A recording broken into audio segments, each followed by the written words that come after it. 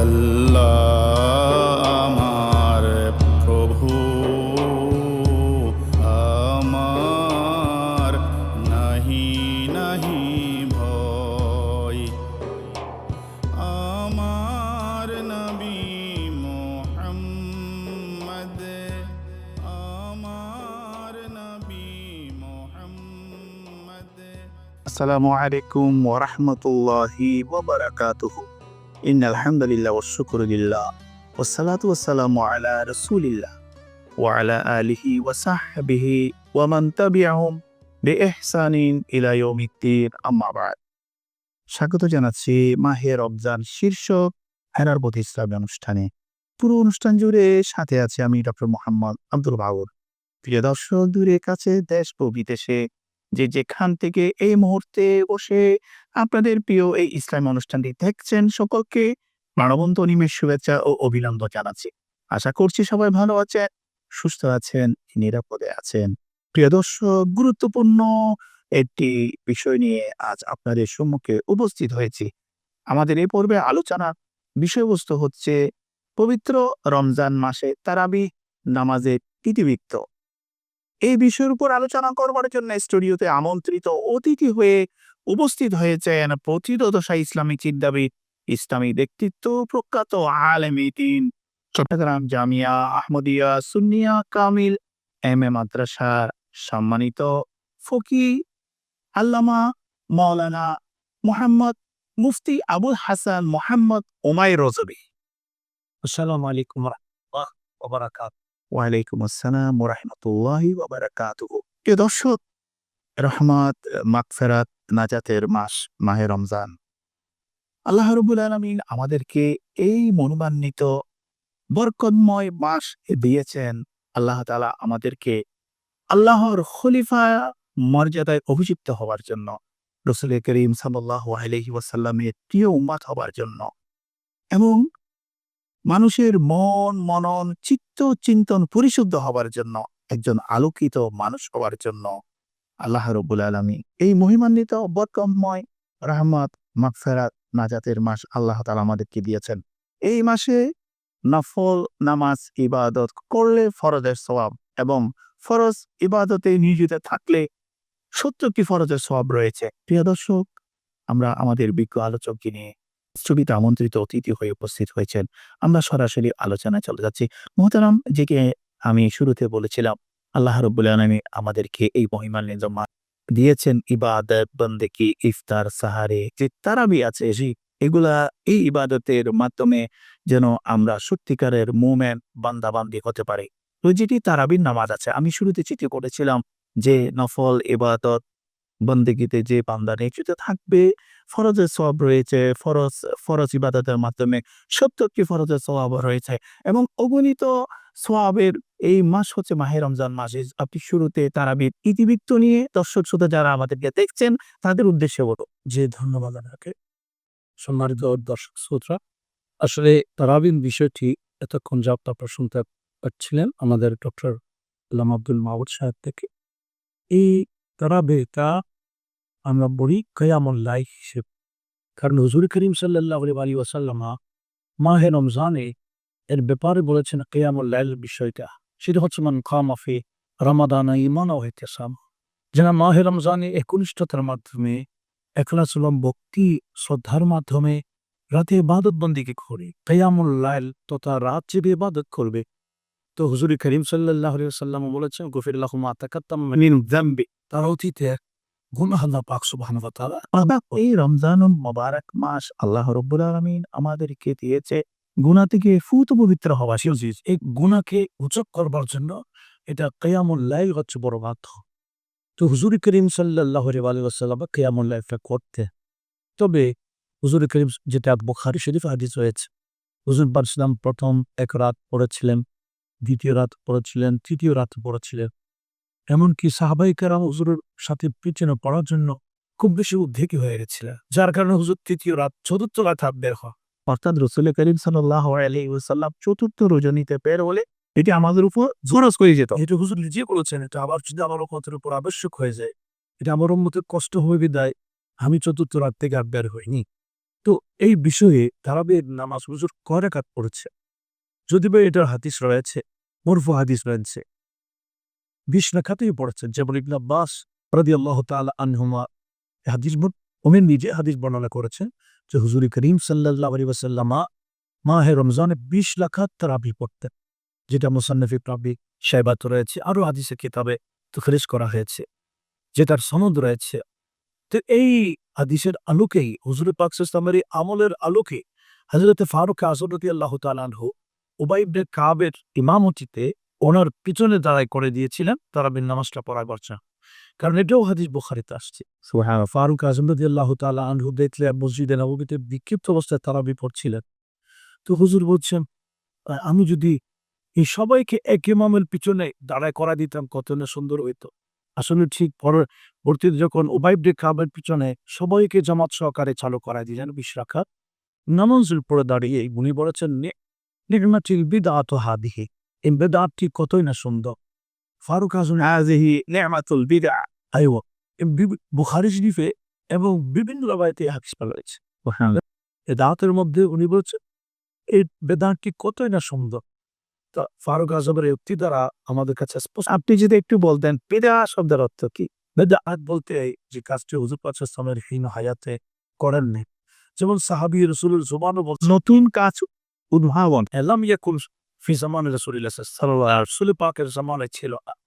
হ্যাঁ, এটা বেদাত। ফারুক আযম বলছে যে হ্যাঁ, এটাই বেদাত। তবে নি'মাত হাদিহি বিদআত। এই বেদাতটি কতই না সুন্দর। ফারুক আযম রাদিয়াল্লাহু তাআলা আনহু এটা চালু করেছে কত রাকাত? 20 রাকাত। এই বিষয়ে জানতে হাদিসে তো আগে সেভাবে আছে। আপনি যেটি বলছিলেন হযরত উবাই ইবনে কাব রাদিয়াল্লাহু তাআলা 23 রাকাত পড়েছেন উনি। অর্থাৎ ওটা 3 রাকাত ভিতর পড়েছে আর 20 রাকাত তারাবি। সুবহানাল্লাহ বিহামদি। এতে ওইখানে আরেকটা বিষয় বাড়াবাড়িও শেষ হয়ে গেছে। সেটি হচ্ছে এই ভিতর 1 রাকাত কি। এই হাদিসের আলোকে স্পষ্ট হয়ে গেছে যে এটা বুখারীর হাদিস কিন্তু। হুজুর পাক সাল্লাল্লাহু এই 11 রাকাত পড়তেন কখন? রমজানও পড়তেন, রমজান ছাড়াও পড়তেন। এটা হচ্ছে তাহাজ্জুদের হাদিস। যেটা বুখারী শরীফে রয়েছে। হযরত আয়েশা সিদ্দিকা রাদিয়াল্লাহু তাআলা আনহা থেকে জিজ্ঞেস করা হয়েছিল যে হুজুর করিম সাল্লাল্লাহু আলাইহি ওয়াসাল্লাম মাহে রমজানে রাতের বেলা কয় রাকাত পড়তেন? তো আয়েশা সিদ্দিকা রাদিয়াল্লাহু তাআলা আনহা বলেছিলেন রমজানেও এবং রমজান ছাড়াও হুজুর 11 রাকাতের বেশি পড়তেন না। এর অর্থ হচ্ছে 8 রাকাত পড়তেন তাহাজ্জুদ, এমন 3 রাকাত পড়তেন প্রীতি। তাহলে স্পষ্ট হয়ে গেছে হুজুর করিম সাল্লাল্লাহু আলাইহি ওয়াসাল্লাম তাহাজ্জুদ রমজানেও পড়তেন, রমজান ছাড়াও করতেন। আর আমরা যে তারাবির বিষয়টা করছি সেটা তো আর রমজান ছাড়া অন্য মাসে পড়া হয় না। সেই বিষয়ে হুজুর পাক সাল্লাল্লাহু আলাইহি ওয়াসাল্লাম যে 20 রাকাত পড়েছেন সেটা সাহাবায়ে কেরাম তাবেঈন থেকে এই পর্যন্ত তারাবিক একটা আমলই।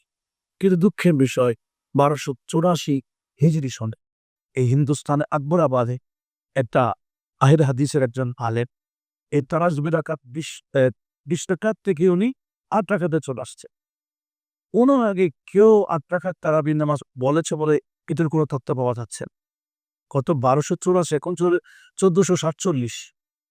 এই 1284 হিজরিতে হিন্দুস্তানের মধ্যে আকবরাবাদ একজন তারাবির নামাজকে 8 রাকাত পড়েছে। এমনকি 1285 হিজরিতে এই পাঞ্জাবের মধ্যেও একজন আলেম সে বিষয়তে কিতাব লিখে দিয়েছে। পাঞ্জাবের মধ্যে তারাবির নামাজ 8 রাকাত পড়ে। এর আগে কেউ তারাবির নামাজ 8 রাকাতের ব্যাপার কেউ কোথাও কেউ কিছু বলেননি। তাহলে 1284 আগে সবাই 20 রাকাত ধারাবাহিক পড়ে আসছে। এমনকি এই বিষয়ে আমার কাছে যে তথ্য আসছে সেটা হচ্ছে 20 রাকাতের তারাবির উপর সেই জমানায় বড় বড় আলেমরা কলম ধরেছেন। যেমন মওলানা গোলাম রসুল খাঁ উনি একটা কিতাব লিখেছেন রিসালায়ে তারাবিহ। ওটা ওই 8 রাকাত যখন বলাবলি করছেন ওর কিতাব লিখে দিয়েছে।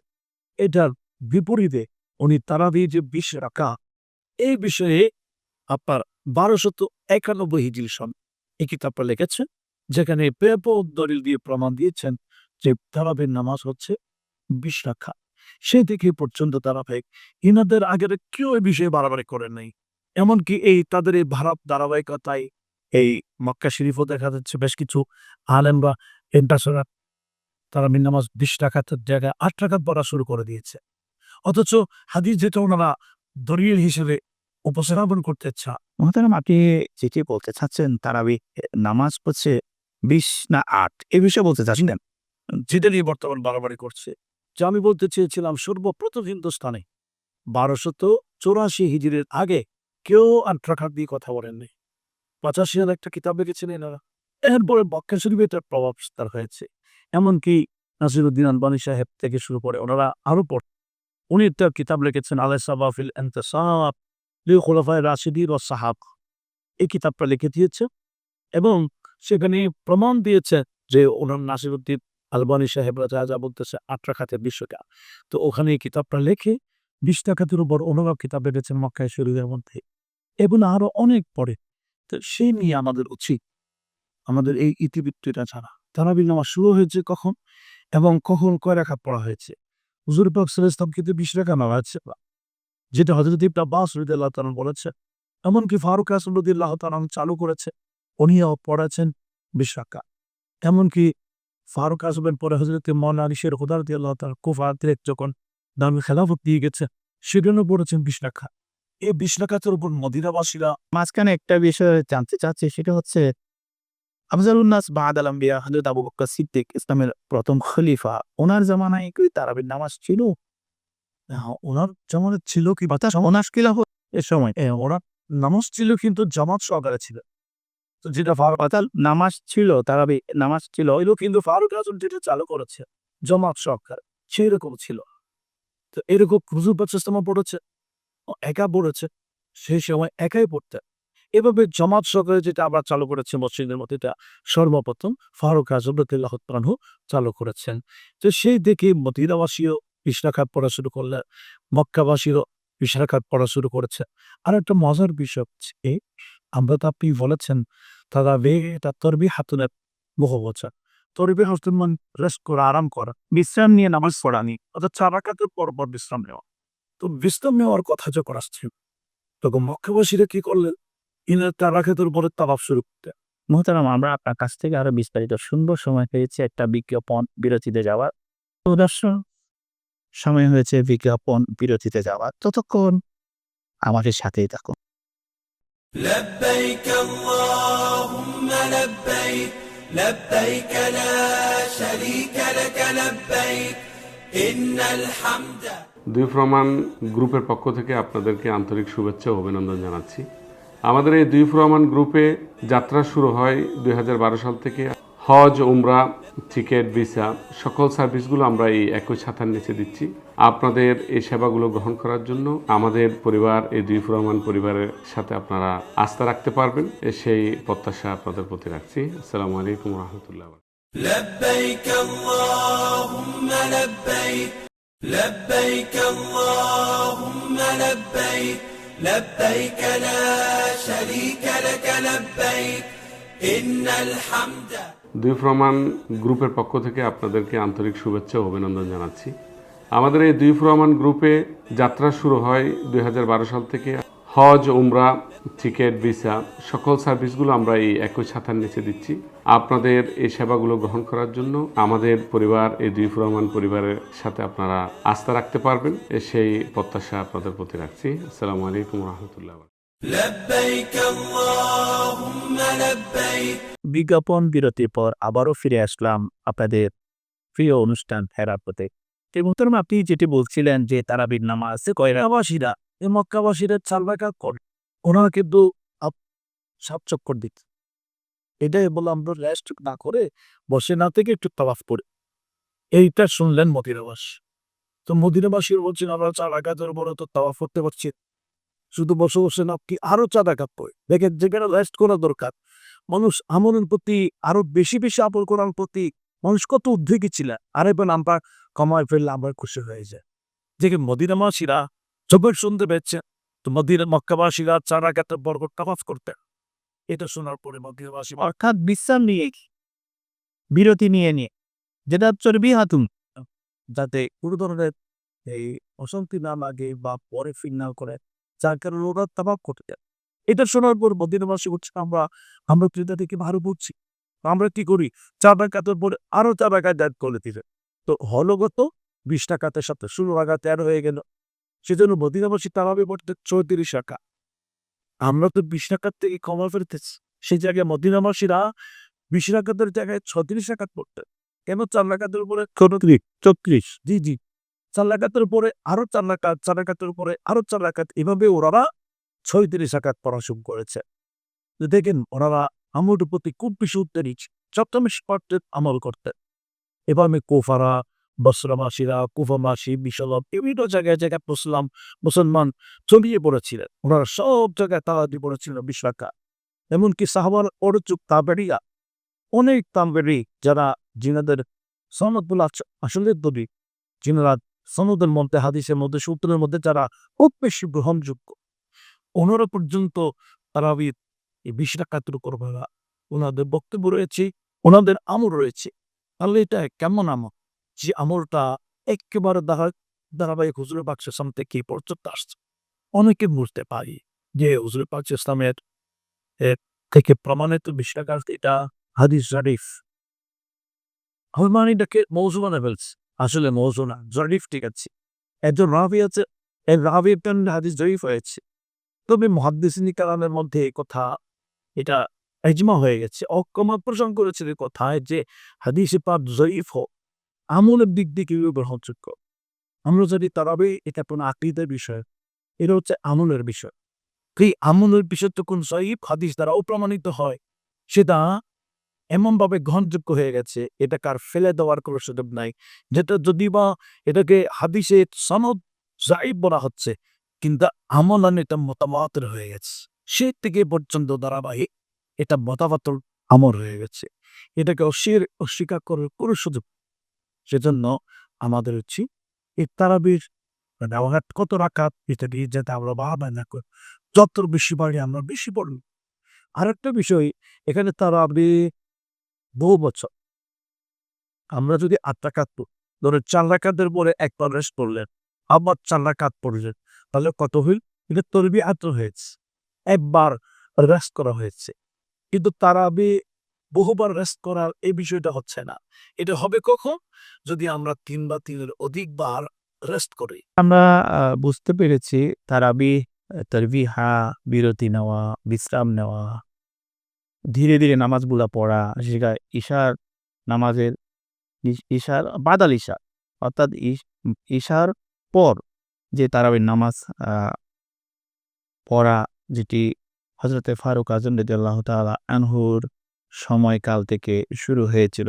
যদিও রাসূল করিম সাল্লাল্লাহু আলাইহি ওয়াসাল্লামের সময়ও তারাবিহ ছিল, কিন্তু এটি সুন্নতে মুআক্কাদা হয়েছে ইসলামের দ্বিতীয় খলিফা হযরতে ফারুক আযম রাদিয়াল্লাহু তাআলা আনহুর সময়কাল থেকে। যেটা আপনি বলছিলেন দর্শক শ্রোতার উদ্দেশ্যে বলুন। যে আসলে যে কথাটা আমরা ক্লিয়ার করতে চাইছিলাম যে 8 রাকাত তারাবি বলা কোনো সুযোগ নেই। তারাবি শব্দটাই এটা হয় 8-এর উপরে হবে। কারণ 4 রাকাতের উপর একবার বসা, একবার রেস্ট, বিশ্রাম নেওয়া। তাহলে মধ্যখানে আমরা 8 রাকাতের মধ্যখানে পাচ্ছি একবার।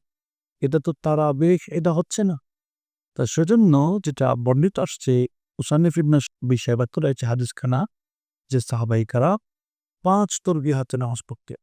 অর্থাৎ মধ্যখানে 5 বার বিরতি নিয়ে। জি, জি, জি। তাহলে এগুলা নিয়ে আসলে বাড়াবাড়ি করা ঠিক না। আমরা চাইবো যত বেশি নামাজ পড়ি। মাহে রমজানে আল্লাহ পাক রমজান মাসে ইবাদতের মুখ্যম একটি সময়। জি, অনেক ভাইরা একেবারে ১ম ২য় কাতারে দাঁড়ান তারাবির সময়। 8 রাকাত পরে মুসল্লিদের পায়ে এই ঘাড়ের উপর পা নিয়ে দিয়ে মুসল্লিদের উপর মসজিদ থেকে বের হয়ে যায়। এটা কত যে বিশ্রী বিষয়। দেখতে খুবই অসুন্দর। জি, জি। সেজন্য আমরা অনুরোধ জানাবো আপনি যখন 8 রাকাত করবেন তা আপনার সামনে না গিয়ে পিছনে দাঁড়ান। আপনি পিছন থেকে চলে যান। ধন্যবাদ মোহতারাম, আপনি চমৎকার বলেছেন। আমরা অনুষ্ঠানের শেষ পর্যায়ে চলে আসছি। আজকে হচ্ছে ২য় রমজান।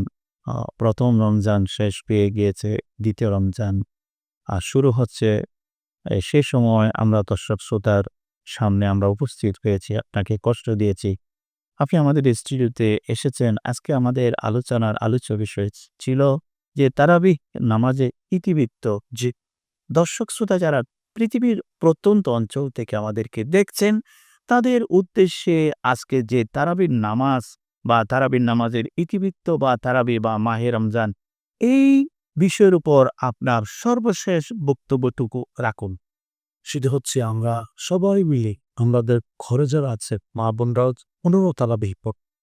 আমরা যারা পুরুষ বিশেষ করে 7 বছরের উপরে যারা বাচ্চা আরেকটা বিষয়, আমরা 7 বছরের কম বাচ্চাদেরকে আমরা মসজিদে নিয়ে যাবো না, কারণ এরা মসজিদ বুঝে না, মসজিদের কথা বুঝে না, সেখানে দৌড়াদৌড়ি ছোটাছুটি করে অন্যজনের নামাজে বসে ডিস্টার্ব করে। তোমরা তোমাদের মসজিদটাকে পবিত্র রাখো বাচ্চাদের থেকে, পাগলদের থেকে। তো সে জায়গায় আমরা 7 বছর থেকে যারা উপরে যারা আছে, মসজিদের কদর যারা বুঝবে, এদেরকে আমরা মসজিদে নিয়ে যাবো, একটা পরিবেশ সৃষ্টি করব, এর নিজেরাও নামাজ পড়ব। আবার পরবর্তীতে আমরা দেখি মাঝে প্রথম দিন, দ্বিতীয় দিন, 1 সপ্তাহ মসজিদ ভরপুর থাকে, ধীরে ধীরে কমতে থাকে। না, মাহে রমজানের যত বেশি আমরা এগিয়ে যাব, তত বরকত আমরা রহমতের দিকে, আরো বরকতের দিকে, মাকড়দের দিকে যাচ্ছি।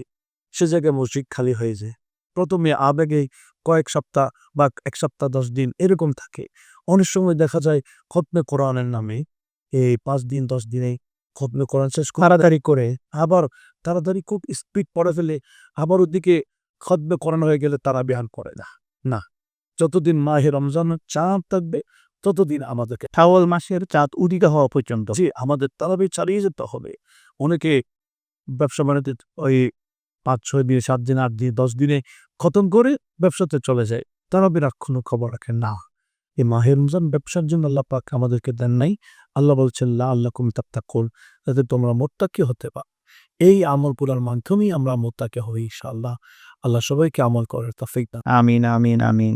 মুফতি আবুল হাসান মোহাম্মদ ওমায়ের রজবী, আপনাকে ধন্যবাদ ও মোবারকবাদ জানাচ্ছি। আপনার মূল্যবান সময়টুকু হেরার পথে ইসলামী অনুষ্ঠান মাহে রমজান শীর্ষক ইসলামী অনুষ্ঠানে স্টুডিওতে আপনি দিয়েছেন, সেই জন্য আপনাকে আবারও ধন্যবাদ ও মোবারকবাদ জানাচ্ছি। প্রিয় দর্শক, আমরা গুরুত্বপূর্ণ আলোচনা শুনেছি, চমৎকার আলোচনা হয়েছে। আল্লাহ রব্বুল আলামিন এই মহিমান্বিত মাস, রহমত, মাগফিরাত, নাজাতের মাস মাহে রমজান আল্লাহ তাআলা আমাদেরকে দিয়েছেন লাআল্লাকুম তাত্তাকুন, মুত্তাকি বানাবার জন্য, সত্যিকারের মুমিন মুমিনা, সত্যিকারের আল্লাহর বান্দা বান্দি বানাবার জন্য আল্লাহ তাআলা আমাদেরকে এই মহিমান্বিত মাস দিয়েছেন। এই মাসের যাবতীয় ইবাদত মহান আল্লাহ রব্বুল আলামিনের বিশেষ পছন্দের ইবাদত, যে ইবাদতের মাধ্যমে মানুষ আল্লাহ রব্বুল আলামিনের প্রিয়ভাজন হয়। প্রিয় দর্শক, এতক্ষণ পর্যন্ত যারা আমাদের সাথে ছিলেন, আমাদের এই অনুষ্ঠানে চোখ রেখেছেন, সকলকে আবারও ধন্যবাদ ও মোবারকবাদ জানিয়ে বিদায় নিচ্ছি। সবাই ভালো থাকুন, সুস্থ থাকুন, নিরাপদে থাকুন এবং আগামী পর্ব দেখার আমন্ত্রণ জানাচ্ছি। আসসালামু আলাইকুম ওয়া রাহমাতুল্লাহি ওয়া বারাকাতুহু।